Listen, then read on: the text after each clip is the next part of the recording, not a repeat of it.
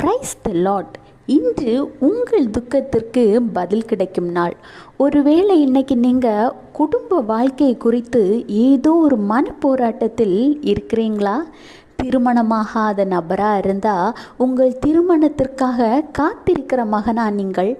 ஒருவேளை திருமணமானவர் என்றால் உங்கள் குடும்பத்தில் உங்களுக்கும் ஆண்டவர் உங்களுக்கு துணையாக தந்த உங்கள் மனைவிக்கும் இடையேயான மன கஷ்டத்தினால் சோர்ந்து போயிருக்கிறீங்களா?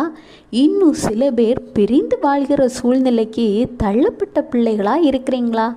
நீங்கள் எந்த சூழ்நிலையில் இருந்தாலும் சரி, உங்கள் மனைவியை நேசிக்க பழங்குங்கள். அவர்களிடம் குறைவுகள் இருந்தாலும் குற்றங்கள் இருந்தாலும் அவற்றை மன்னித்து நீங்கள் ஏற்றுக்கொள்ள பழகுங்கள். ஏனெனில் அவர்கள் தேவன் உங்களுக்காக உருவாக்கிய மனைவி என்பதை மறந்து விடாதீர்கள்.